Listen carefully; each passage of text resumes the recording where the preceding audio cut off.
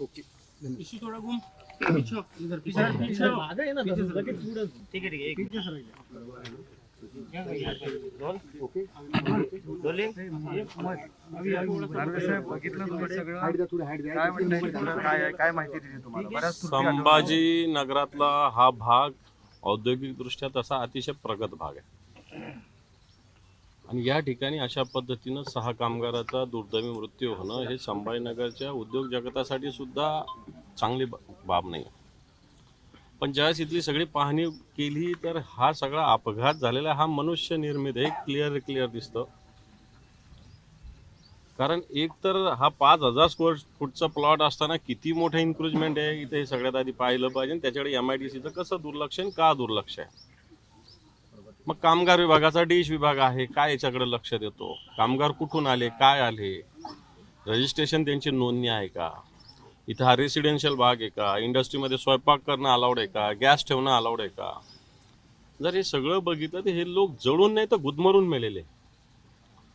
आणि म्हणून याला एकतर खरं तर जो कोण मालक असेल मला माहीत नाही, याच्यावर तर 302 मनुष्यवधाचा गुन्हा आणि अधिकाऱ्यावर पण 302चा गुन्हा दाखल झाला पाहिजे MIDCच्या, असं माझं स्पष्ट मत आहे. कारण या महिन्याभरातला या महाराष्ट्रातला हा 3रा अपघात आहे. पिंपरी चिंचवडमध्ये असाच अपघात झाला, नागपूरमध्ये तर सोलार इंडस्ट्रीमध्ये अपघात झाला आणि आज संभाजीनगरात अपघात झाला. म्हणजे कामगाराचा जीव काय स्वस्त आहे का, सर्वसामान्य माणसाचा जीव इतका स्वस्त झालाय का. आणि याच्याकडे एवढ्या प्रकारचं दुर्लक्ष होत असेल तर मला तर ते सहन आम्ही करणार नाही.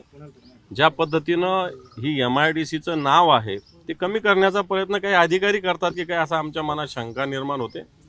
आणि म्हणून अशा पद्धतीनं होत असेल. इथं जर बघितलं कंपनीपेक्षा रेसिडेन्शियल इथं जास्त दिसतंय. लोक राहतात कसे, कोंबून जनावर कसे राहतात, बकऱ्या गाई वगैरे कशा गाडीत कोंबून येतात तशा पद्धतीनं इथं लोक राहिलेले पाहिलेले तिथं सगळ्या पद्धतीने. म्हणून याला कोणी बघतच नाही. उद्योग विभाग बघत नाही, कामगार विभाग बघत नाही, कामगाराचा डिश विभाग बघत नाही. आणि म्हणून या सगळ्या घटना झालेल्या आहे. मला असं वाटतं याची उच्चस्तरीय चौकशी व्हावी. कंपनी मालक जो कोणी असेल तो आणि MIDCचे अधिकारी यांच्यावर 302चा गुन्हा दाखल झाला पाहिजे. बिलकुल हा ही मागणी लावून धरणार आणि एकालाही सोडणार नाही. कारण 6 कामगाराचा जीव हा काही स्वस्त नाही. तुम्ही आता उल्लेख केलाय संभाजीनगर सोबत तिकडे पुणे चाकणीकडचा. हो, तर महाराष्ट्रातल्या MIDC इंडस्ट्रीज या धोक्यातच आहेत का या सगळ्या दुर्लक्षामुळं, आणि त्यावर तुम्ही कुणाला जबाबदार आणि त्याच्यावर काय करायला हवं. नाही याच्यामध्ये वेगवेगळ्या पद्धतीनं विषय आहे, वेगवेगळ्या पद्धतीने धोरणं आहे. याची नियमित खरं तर डिश विभागाला नियमित पाहणी करण्याचं आहे. आता इथं कामगार 20पेक्षा कमी आहे, त्यामुळे शॉप ऍक्टमध्ये असतील बहुत रजिस्ट्रेशन ते आहे का नाही आहे. मग त्या शॉप ऍक्टनुसार किती लोक, हे कामगार विभागाचे लोक किराणा दुकानावर जाऊन धाड मारतात, मिठाईच्या दुकानात बघतात, पण इंडस्ट्रीत येऊन नाही बघत हे लोक.